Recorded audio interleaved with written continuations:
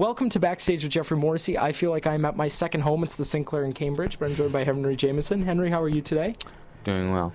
Good. And then we were talking a little bit about this. You had a snow day yesterday, like most of the students here in Boston. Spent it in Connecticut. How did you keep yourself busy in the hotel room? Well, nothing really happened. I watched... one thing that was happening was that the local news... There were a few local news networks that were just completely freaking out. But I think because they're probably hard up for news stories, and this was like a blizzard, so they had everyone reporting like from Main Street, and so they would cut to someone on Main Street, and then there would be like a 10-second silence while they just stared into the camera because of the delay, you know? Just things like that, and ridiculous interviews, like people that they hadn't properly vetted before they started talking to them, and so they would just go off on weird rambling tangents. I read, and I met a guy from Trailer Park Boys who was staying in the hotel. Yeah, because the place that we were supposed to play, the Outer Space in Hamden, the night before, some members of the cast of Trailer Park Boys played there, and then their show was canceled last night as well, so they were just hanging out. It's the guy, I've never really watched it, Mr. Leahy. Okay, anyway, I've never watched it either. He's like an older guy. He was really funny. Well, that's good. And you pointed out something with local news. That's one of my favorite things. I go up to North Conway, New Hampshire, and it seems like every story is either a house fire or a traffic accident. On the best days. I mean, coming from Vermont, you must be able to relate to sort of watching the news and seeing a slow news day unfold. Yeah, although I don't really watch the news there. That's the thing. That's what made the TV a real novelty, was like, I don't actually watch local TV pretty much ever. But there's something a little morbid about it, because they were treating the blizzard not as, like, there was nothing beautiful about it. They were just sort of like, it's thunder snow, and there have been like 15 accidents, and people are hurt, and it just seemed like maybe they were like watching the ratings or the viewership like as they were talking. I don't know. Just to keep things, pumping it up, yeah. Well, there you go. Well, you're back on tour tonight, which is good. Yes. You're supporting Lady Lamb as she does her tour at venues, but this has been largely a living room tour. Have you ever done anything like that? Either gone to a living room show or done a living room tour formally? Well, when I lived in Portland, Maine, there were a lot of shows like that. I guess more basement shows. So back when I was playing shows then, there were some living room shows. Nothing quite like what she's doing, like the more kind of intimate, cozy thing. It was a little more like PBR in the basement, like kind of from like a college feeling more. That's what I was just going to say, because it's something that happens certainly, around seniors in high school, college, they do it, and it's not that glamorous. But now, like, Craig Finn of the Hold Steady did it, she's doing it, a lot of people are doing it. So who would you want to see, ideally, in your living room? You and your closest friends get a private concert from who? I guess. Well, I've always liked this Irish singer-songwriter, I think it's pronounced Finn Regan, but it's spelled like Fionn. Oh, okay. He'd be good for that. Let's see. I mean, I don't know. A lot of the music that I listen to is not necessarily perfectly tailored for that. I guess, honestly, Allie. Yeah. Well, exactly. And she's amazing live. You're touring with her right now. You'll be out with Big Thief on the West Coast a little bit later. Yes. When you're sort of on these bigger tours, what do you learn about touring in general? What are some of the things that you pick up on that you can sort of bring back when you do a headline tour like this a little bit later?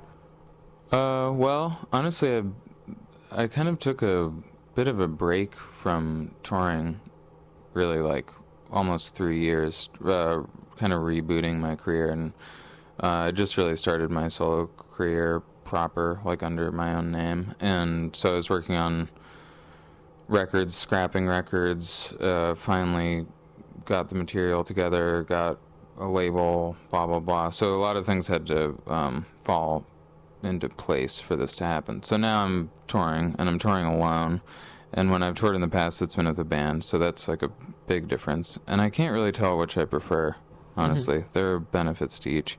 I have some like audiobooks, and so I don't know. I mean, I've done a lot of gearing up for this, but then it kind of turns out to be not so difficult.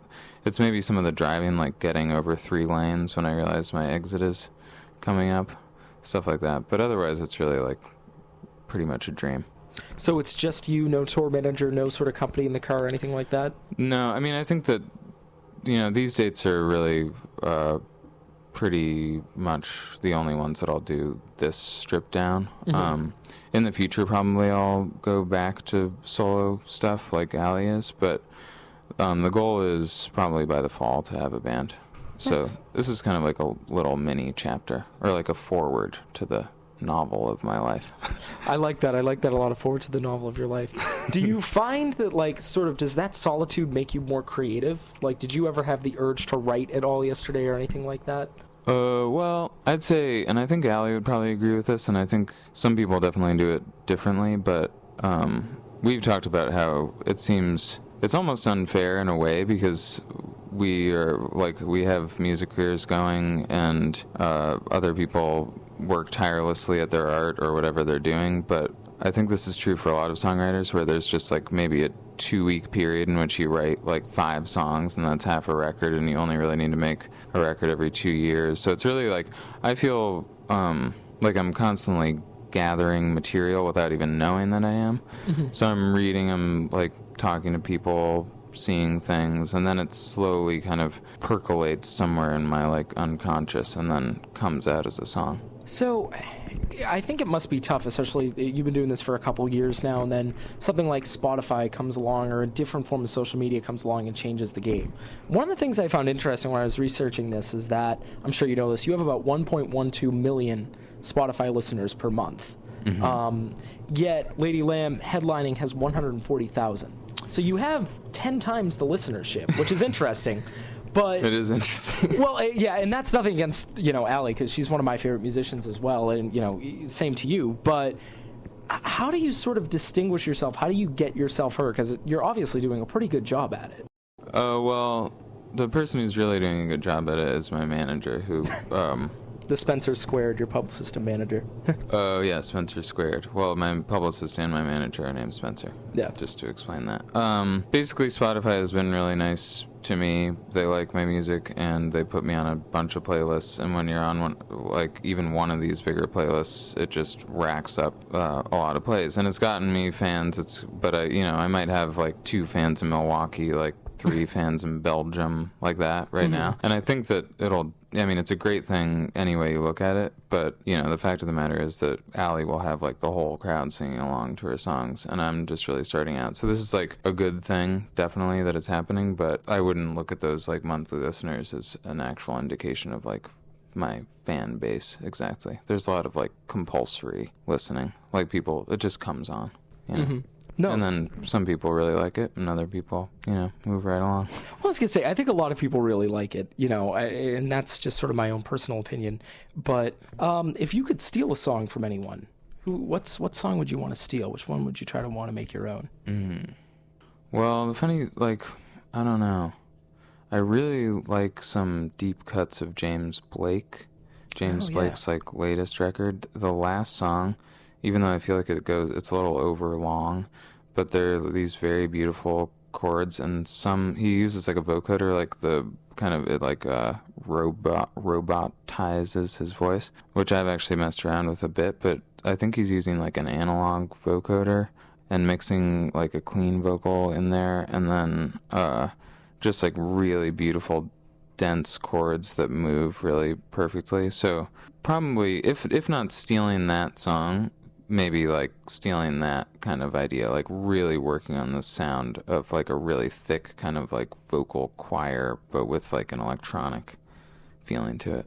So I like that a lot. So maybe something a little bit like Bon Iver's type of stuff, the newer stuff. Yes, but if you listen to like the vocoded song that I think is like track 3 or 4 on the latest Bon Iver record, and then compare it to the last track on the James Blake record, to me, the James Blake song is like 40 million times more sophisticated. But I'll have to listen to James Blake then. I'll give him a little bit more credit. So now to sort of get back to your music, you have a new EP out, or 2016, The Rains. Mm-hmm. For someone who's never heard that, how would you describe that? I would say that it's built around my singing and my guitar playing, which is all acoustic and finger-picked. pretty much exclusively. Well, no, actually, there are 2 songs where I strum. And then there are a lot of sort of dreamy synth sounds and some maybe... Although actually people haven't really been noticing it that much, I guess, or commenting on it, but the drums are like pretty heavy, like heavier than most like folk fare, I think. Like there aren't really very many like lightly brushed like kind of chugga drums, even though there could easily have been based on the kind of song that it is. So there was some effort to push it into like a slightly, I guess you could say like a James Blake kind of like a little more electronic kind of world. Is it frustrating when you notice something on a track that other people don't pick up on as much? Or is it just amusing to you? I would imagine, yeah, I can't think of a particular instance of that happening. I guess, everyone wants to be understood, and, I mean, maybe that's not true.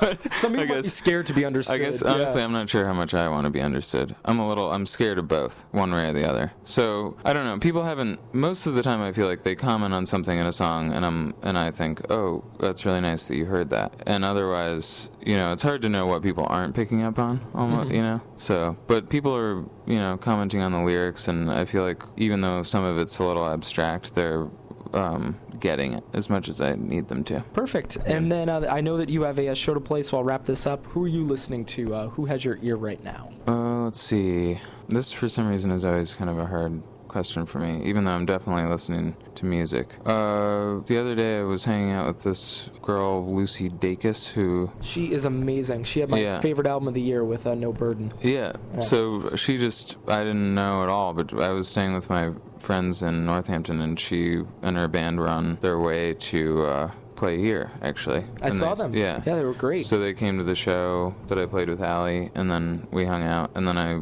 was listening to her record today. I really like that. I really like Big Thief, and I always loved Deerhoof, although I haven't listened to them very much recently. I really like a lot of like contemporary classical like choral music, Arvo Pärt and John Tavner, and I try to kind of incorporate some of the dense chords that I was talking about in the James Blake song. What I really like about those is that it reminds me of what I like about Arvo Pärt and John Tavner. It's like these really dissonant, beautiful chords. So perfect. I guess this has been Henry Jamison. Henry, thank you so much. Thank you very much.